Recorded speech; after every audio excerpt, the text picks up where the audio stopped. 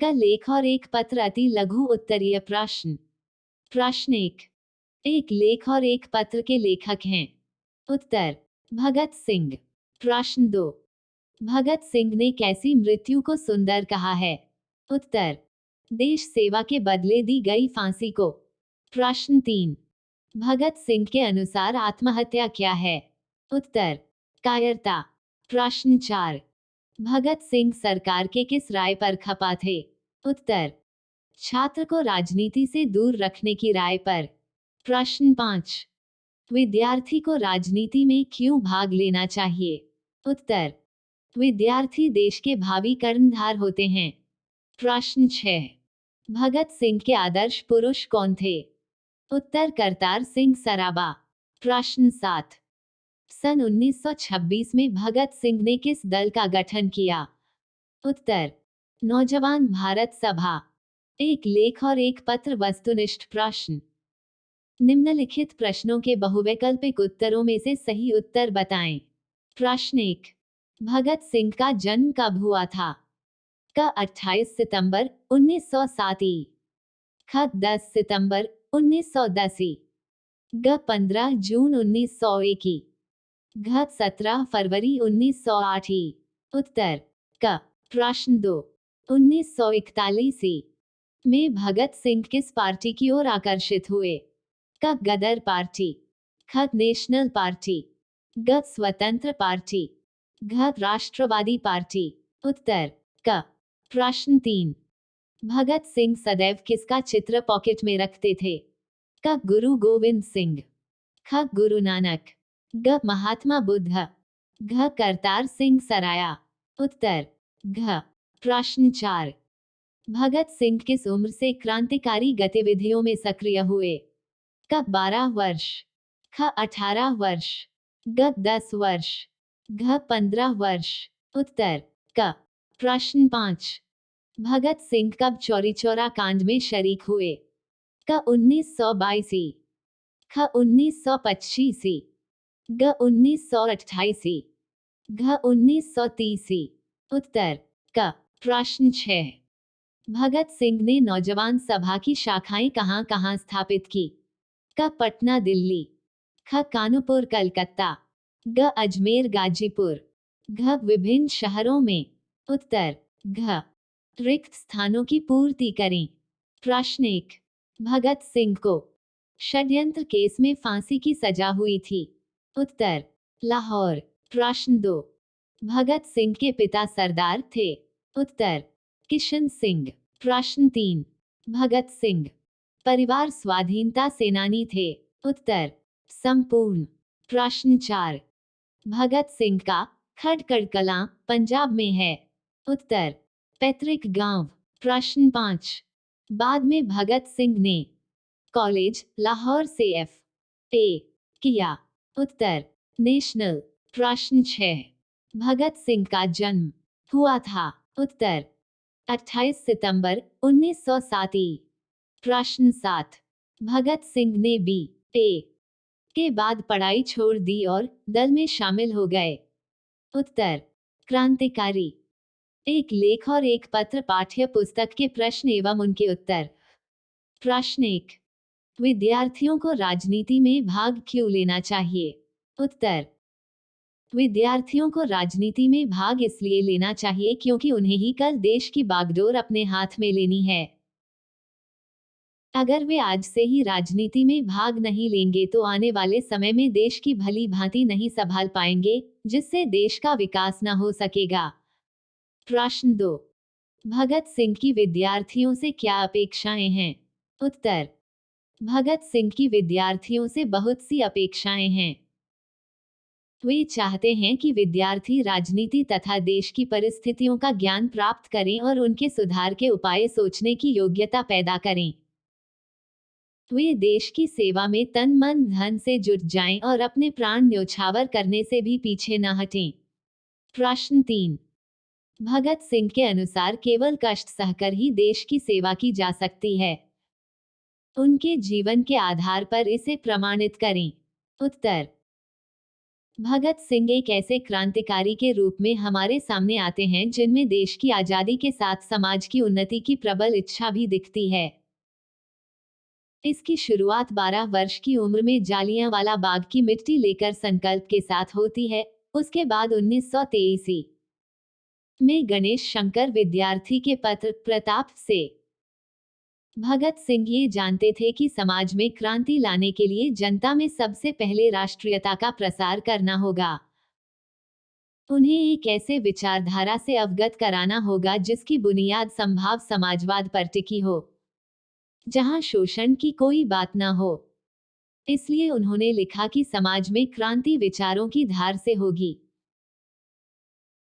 वे समाज में गैर बराबरी, भेदभाव, अशिक्षा, अंधविश्वास, गरीबी, अन्याय आदि दुर्गुण एवं अभाव के विरोधी के रूप में खड़े होते हैं। मानवीय व्यवस्था के लिए कष्ट, संघर्ष सहते हैं। भगत सिंह समझते हैं कि बिना कष्ट सहकर देश की सेवा नहीं की जा सकती है। इसलिए उन्होंने जो नौजवान सभा बनाई थी उसका ध्येय सेवा द्वारा कष्टों को सहन करना एवं बलिदान करना था। क्रांतिकारी भगत सिंह कहते हैं कि मानव किसी भी कार्य को उचित मानकर ही करता है। जैसे हमने लेजिस्लेटिव असेंबली में बम फेंकने का कार्य किया था।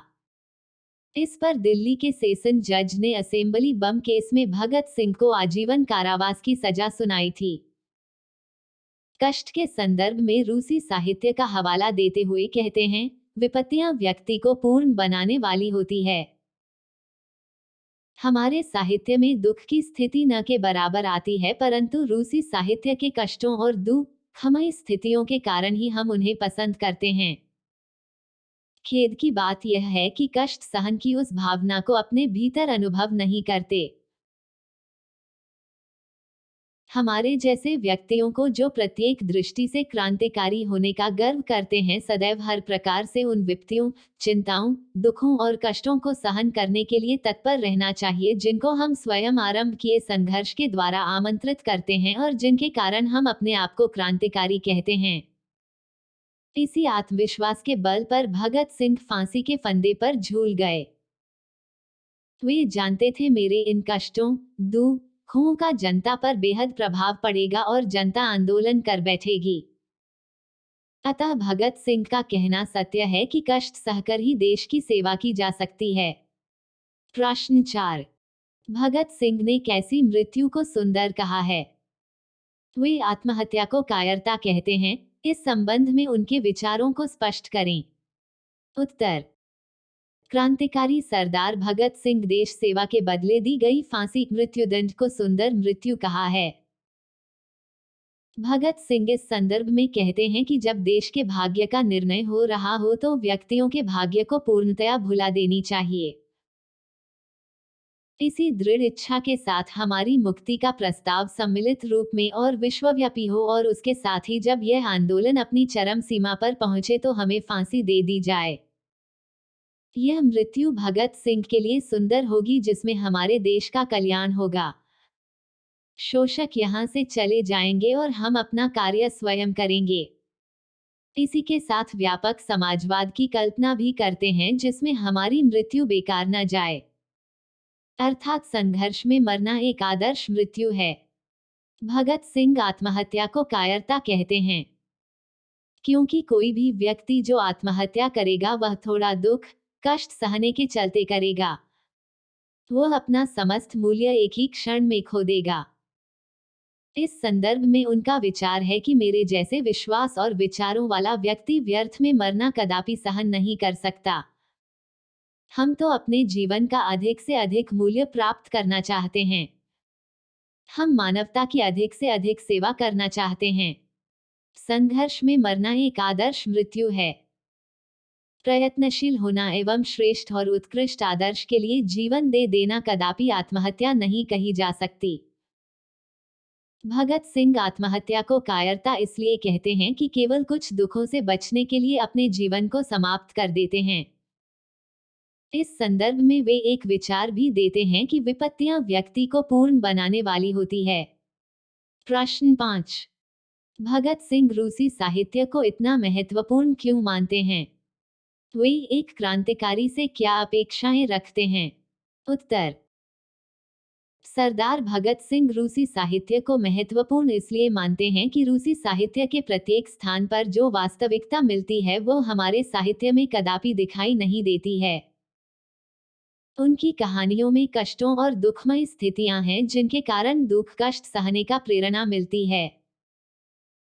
इस दुख कष्ट से सहृदयता, दर्द की गहरी टीस और उनके चरित्र और साहित्य की ऊंचाई से हम बरबस प्रभावित होते हैं। ये कहानियां हमें जीव संघर्ष की प्रेरणा देती हैं, नए समाज निर्माण की प्रक्रिया में मदद करती हैं। इसलिए ये कहानियां महत्वपूर्ण हैं। सरदार भगत सिंह क्रांतिकारियों से अपेक्षा करते हैं कि हम उनकी कहानियां पढ़कर कष्ट सहन की उस भावना को अनुभव करें, उनके कारणों पर सोचे विचारें। हम जैसे क्रांतिकारियों का सदैव हर प्रकार से उन विपत्तियों, चिंताओं, दुखों और कष्टों को सहन करने के लिए तत्पर रहना चाहिए। भगत सिंह कहते हैं कि मेरा नजरिया ये रहा है कि सभी राजनीतिक कार्यकर्ता को ऐसी स्थितियों में उपेक्षा दिखानी चाहिए और उनको जो कठोरतम सजा दी जाए उसे हंसते हंसते बर्दाश्त करना चाहिए। भगत सिंह क्रांतिकारियों से कहते हैं कि किसी आंदोलन के बारे में ये कह देना कि दूसरा कोई इस काम को कर लेगा या इस कार्य को करने के लिए बहुत लोग हैं, ये किसी प्रकार से उचित नहीं कहा जा सकता। इस प्रकार जो लोग क्रांतिकारी क्षेत्र के कार्यों का भार दूसरे लोगों पर छोड़ने को अप्रतिष्ठापूर्ण एवं घृणित समझते हैं, उन्हें पूरी लगन के साथ वर्तमान व्यवस्था के विरुद्ध संघर्ष आरंभ कर देना चाहिए। उन्हें चाहिए कि वे उन विधियों का उल्लंघन करें, परंतु उन्हें औचित्य का ध्यान रखना चाहिए।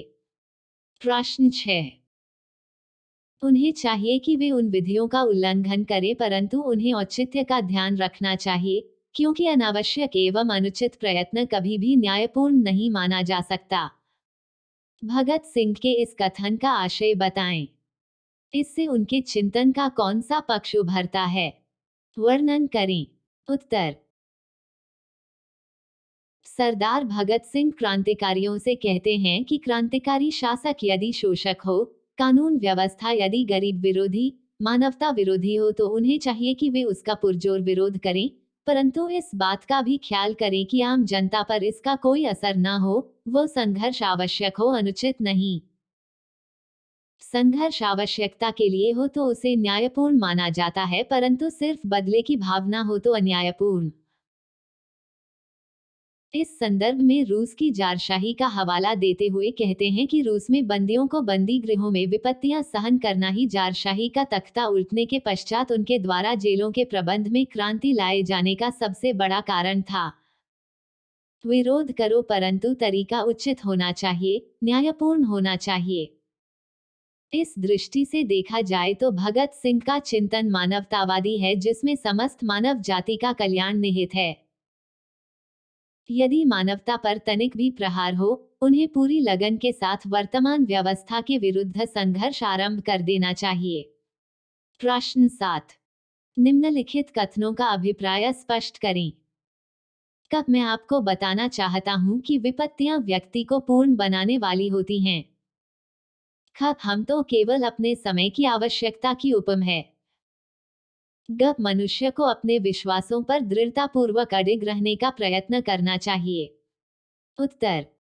कब भगत सिंह का मानना है कि विपत्तियां मनुष्य को पूर्ण बनाती हैं, अर्थात मनुष्य सुख की स्थिति में तो बड़े ही आराम से रहता है, लेकिन जब उस पर कोई दुख आता है तो वह उसे दूर करने के प्रयास करता है, जिससे उसका ज्ञान तथा कार्यक्षमता बढ़ती है और वह पुनर्तः पाता है। ख भगत सिंह के अनुसार यदि मनुष्य ये सोचने लगे कि अगर मैं कोई कार्य नहीं करूंगा तो वह कार्य नहीं होगा, तो ये पुनर्तः गलत है। वास्तव में मनुष्य विचार को जन्म देने वाला नहीं होता, अपितु परिस्थितियां विशेष विचारों वाले व्यक्तियों को पैदा करती हैं। अर्थात हम तो केवल अपने समय की आवश्यकता की उपज है। ग भगत सिंह कहते हैं कि हमें एक बार किसी लक्ष्य या उद्देश्य का निर्धारण करने के बाद उस पर अडिग रहना चाहिए। हमें विश्वास रखना चाहिए कि हम अपने लक्ष्य को अवश्य प्राप्त कर लेंगे। प्रश्न 8।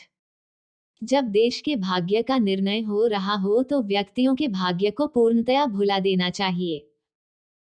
आज जब देश आजाद है, भगत सिंह के इस विचार का आप किस तरह मूल्यांकन करेंगे? अपना पक्ष प्रस्तुत करें। उत्तर: भगत सिंह का ये विचार है कि जब देश के भाग्य का निर्णय हो रहा हो तो व्यक्तियों के भाग्य को पुनर्तः भुला देना चाहिए। बहुत ही उत्तम तथा श्रेष्ठ है। आज जब देश आजाद है तब भी भगत सिंह को यह विचार पुनर्तः प्रासंगिक है, क्योंकि किसी भी काल या परिस्थिति में देश या समाज मनुष्य से ऊपर ही रहता है। यदि देश का विकास होगा तो ही वहां रहने वाले लोगों का विकास होगा। वहीं यदि देश पर किसी प्रकार की विपदा आती है तो वहां के निवासियों को भी कष्टों का सामना करना पड़ेगा। इसलिए हमें सदैव अपने से पहले देश की श्रेष्ठता, विकास तथा मान सम्मान के विषय में सोचना चाहिए। साथ ही इसके लिए निरंतर प्रयास करना चाहिए। प्रश्न 9। भगत सिंह ने अपनी फांसी के लिए किस समय की इच्छा व्यक्त की है? वे ऐसा समय क्यों चुनते हैं? उत्तर: भगत सिंह ने अपनी फांसी के लिए इच्छा व्यक्त करते हुए कहा है कि जब यह आंदोलन अपनी चरम सीमा पर पहुंचे तो हमें फांसी दे दी जाए।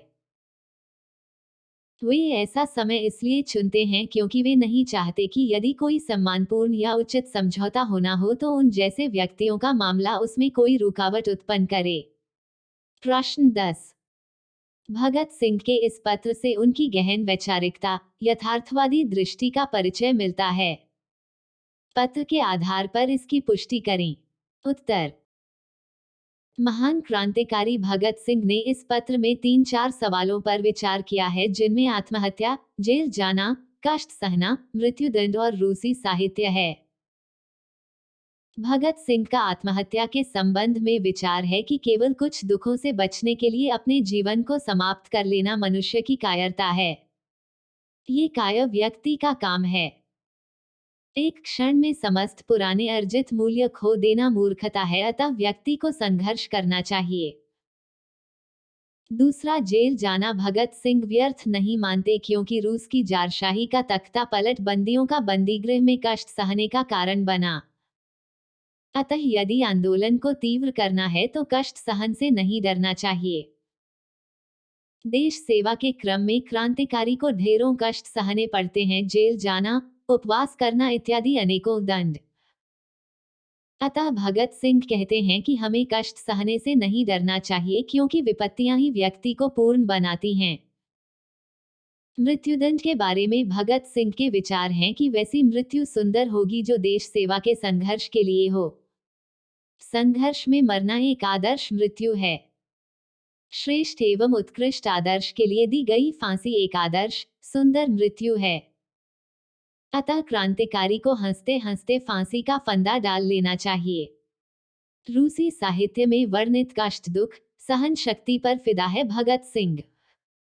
रूसी साहित्य में कष्ट सहन की जो भावना है उसे हम अनुभव नहीं करते। हम उनके उन्माद और चरित्र की असाधारण ऊंचाइयों के प्रशंसक हैं, परंतु इसके कारणों पर सोच विचार करने की चिंता कभी नहीं करते। अतः भगत सिंह का विचार है कि केवल विपत्तियां सहन करने के लिए साहित्य के उल्लेख ने ही सहृदयता, गहरीटीस और उनके चरित्र और साहित्य में ऊंचाई उत्पन्न की है। इस प्रकार हम पाते हैं कि भगत सिंह की वैचारिकता सीधे यथार्थ के धरातल पर टिकी हुई आजीवन संघर्ष का संदेश देती है। एक लेख और एक पत्र भाषा की बात। प्रश्न 1। निम्नलिखित शब्दों के प्रत्यय निर्दिष्ट करें: कायरता, घृणित, पूर्णतया, दयनीय, स्पृहणीय, वास्तविकता, पारितोषिक। उत्तर: कायरता, घृणित, पूर्णतया, दयनीय, स्पृहणीय, वास्तविकता, पारितोषिक। प्रश्न 2। हास्यास्पद शब्द में आस्पद प्रत्यय हैं, इस प्रत्यय से 5 अन्य शब्द बनाएं। उत्तर: आस्पद प्रत्यय से बने 5 शब्द विवादास्पद, घृणास्पद, संदेहास्पद, करुणास्पद, प्रेरणास्पद। प्रश्न 3। हमारे विद्यालय के प्राचार्य आ रहे हैं। इस वाक्य में हमारे विद्यालय के प्राचार्य संज्ञा पदबंध है। वह पद समूह जो वाक्य में संज्ञा का काम करे, संज्ञा पदबंध कहलाता है। इस तरह नीचे दिए गए वाक्यों से संज्ञा पदबंध चुनें। कब बंदी होने के समय हमारी संस्था के राजनीतिक बंदियों की दशा अत्यंत दयनीय थी। ख कुछ मुट्ठी भर कार्यकर्ताओं के आधार पर संगठित हमारी पार्टी अपने लक्ष्यों और आदर्शों की तुलना में क्या कर सकती थी। ग मैं तो ये भी कहूंगा कि साम्यवाद का जन्मदाता मार्क्स वास्तव में इस विचार को जन्म देने वाला नहीं था। उत्तर क राजनीतिक बंदियों। ख कुछ मुट्ठी भर कार्यकर्ता। ग साम्यवाद का जन्मदाता मार्क्स। प्रश्न 4 पर्यायवाची शब्द लिखें। वफादारी, विद्यार्थी, फायदेमंद, खुशामद, दुनियादारी, अत्याचार, प्रतीक्षा, किंचित। उत्तर वफादारी विश्वसनीयता, विद्यार्थी छात्र, फायदेमंद लाभदायक, खुशामद मिन्नत दुनियादारी सांसारिकता, अत्याचार अन्याय, प्रतीक्षा इंतजार, किंचित कुछ। प्रश्न 5 विपरीतार्थक शब्द लिखें। सयाना, उत्तर, निर्बलता, व्यवहार, स्वाध्याय, वास्तविक, अकारण। उत्तर सयाना मूर्ख। उत्तर प्रश्न निर्बलता सबलता, व्यवहार सिद्धांत, स्वाध्याय अध्यापन, वास्तविक अवास्तविक, अकारण कारण। एक लेख और एक पत्र। भगत सिंह लेखक परिचय। जीवन परिचय। भारतीय स्वातंत्र्य संग्राम में महत्वपूर्ण योगदान देने वाले अमर शहीद भगत सिंह का जन्म 28 सितंबर सन 1907 के दिन वर्तमान लायलपुर पाकिस्तान में हुआ। इनका पैतृक गांव खटकड़ कलां पंजाब था। इनकी माता का नाम विद्यावती एवं पिता का नाम सरदार किशन सिंह था। इनका संपूर्ण परिवार स्वाधीनता संग्राम में शामिल था। इनके पिता और चाचा अजीत सिंह लाला लाजपत राय के सहयोगी थे। अजीत सिंह को देश से निकाला दिया गया था, इसलिए वे विदेश जाकर मुक्ति संग्राम का संचालन करने लगे। भगत सिंह के छोटे चाचा सरदार स्वर्ण सिंह भी जेल गए और जेल की यातनाओं के कारण सन 1910 में उनका निधन हो गया। भगत सिंह के फांसी चढ़ने के बाद उनके भाई कुलबीर सिंह और कुलतार सिंह को जेल में रखा गया, जहां वे सन 1946 तक रहे। इनके पिता भी अनेक बार जेल गए। भगत सिंह की प्रारंभिक शिक्षा अपने गांव बंगा में हुई। इसके बाद लाहौर के डी.ए. हुई स्कूल से आगे की पढ़ाई की। बाद में नेशनल कॉलेज लाहौर से M.A. किया। B.A. के दौरान इन्होंने पढ़ाई छोड़ दी और क्रांतिकारी दल में शामिल हो गए। भगत सिंह का बचपन से ही क्रांतिकारी करतार सिंह सराबा और गदर पार्टी से विशेष लगाव था। करतार सिंह सराबा की कुर्बानी को उनके मन पर गहरा प्रभाव पड़ा, जबकि उस समय उनकी आयु महज 8 वर्ष थी। जब वे 12 वर्ष के थे तो जलियांवाला बाग का हत्याकांड हुआ। इस हत्याकांड का उनके हृदय पर गहरा प्रभाव पड़ा और वे वहां की मिट्टी लेकर क्रांतिकारी गतिविधियों में कूद पड़े। सन 1922 में चौराचौरी कांड के बाद इनका कांग्रेस और महात्मा गांधी से मोहभंग हो गया। सन 1923 में ये घर छोड़कर कानपुर चले गए और गणेश शंकर विद्यार्थी के पत्र प्रताप से जुड़ गए। सन 1926 में अपने नेतृत्व में पंजाब में नौजवान भारत सभा का गठन किया, जिसकी शाखाएं विभिन्न शहरों में थी। सन 1928 से 1931 तक चंद्रशेखर आजाद के साथ मिलकर हिंदुस्तान समाजवादी प्रजातांत्रिक संघ का गठन किया और क्रांतिकारी आंदोलन को बड़े स्तर पर प्रारंभ किया। इन्होंने 8 अप्रैल सन 1929 के दिन बटुकेश्वर दत्त और राजगुरु को साथ लेकर केंद्रीय असेंबली में बम फेंका तथा गिरफ्तार हो गए। स्वाधीनता सेनानियों के घर में जन्म लेने के कारण बचपन से ही इनके मन में देश की स्वतंत्रता के लिए मर मिटने का जज्बा था। इनके भीतर संकल्प, त्याग, कर्म आदि की अमोघ शक्ति थी। महज 23 वर्षों में ही वे राष्ट्रीयता, देशभक्ति, क्रांति और युवा शक्ति के प्रतीक बन गए। भारत मां के इस महान सपूत को अनेक कष्टों के बाद 23 मार्च सन 1931 के दिन शाम 7:33 पर लाहौर षड्यंत्र केस में फांसी पर चढ़ा दिया गया। भगत सिंह कोई साहित्यकार न थे, लेकिन इन्होंने काफी लिखा है। उनकी प्रमुख रचनाएं निम्नलिखित हैं। पंजाब की भाषा तथा लिपि की समस्या, हिंदी में 1924, विश्वप्रेम, मतवाला में 1924 में प्रकाशित लेख, युवक, मतवाला में 1924 में प्रकाशित हिंदी लेख, मैं नास्तिक क्यों हूँ, 1939-31, अछूत समस्या, विद्यार्थी और राजनीति, सत्याग्रह और हड़तालें, बम का दर्शन, भारतीय क्रांति का आदर्श आदि लेख। टिप्पणियां एवं पत्र जो विभिन्न प्रकाशकों द्वारा भगत सिंह के दस्तावेज के रूप में प्रकाशित हैं। शचीन्द्रनाथ सान्याल की पुस्तक बंदी जीवन और डॉन ब्रीन की आत्मकथा का अनुवाद इत्यादि भी सम्मिलित है। एक लेख और एक पत्र पाठ के सारांश। भगत सिंह महान क्रांतिकारी और स्वतंत्रता सेनानी और विचारक थे। भगत सिंह विद्यार्थी और राजनीति के माध्यम से बताते हैं कि विद्यार्थी को पढ़ने के साथ ही राजनीति में भी दिलचस्पी लेनी चाहिए। यदि कोई इसे मना कर रहा है तो समझना चाहिए कि यह राजनीति के पीछे घोर षड्यंत्र है, क्योंकि विद्यार्थी युवा होते हैं, उन्हीं के हाथ में देश की बागडोर है। भगत सिंह व्यावहारिक राजनीति का उदाहरण देते हुए नौजवानों को ये समझाते हैं कि महात्मा गांधी, जवाहरलाल नेहरू और सुभाष चंद्र बोस का स्वागत करना और भाषण सुनना यह व्यावहारिक राजनीति नहीं तो और क्या है। इसी बहाने वे हिंदुस्तानी राजनीति पर तीक्ष्ण नजर भी डालते हैं। भगत सिंह मानते हैं कि हिंदुस्तान को इस समय ऐसे देश सेवकों की जरूरत है जो तन मन धन देश पर अर्पित कर दें और पागलों की तरह सारी उम्र देश की आजादी या उसके विकास में न्योछावर कर दे। क्योंकि विद्यार्थी देश दुनिया के हर समस्याओं से परिचित होते हैं, उनके पास अपना विवेक होता है, वे इन समस्याओं के समाधान में योगदान दे सकते हैं। अतः विद्यार्थी को पॉलिटिक्स में भाग लेनी चाहिए।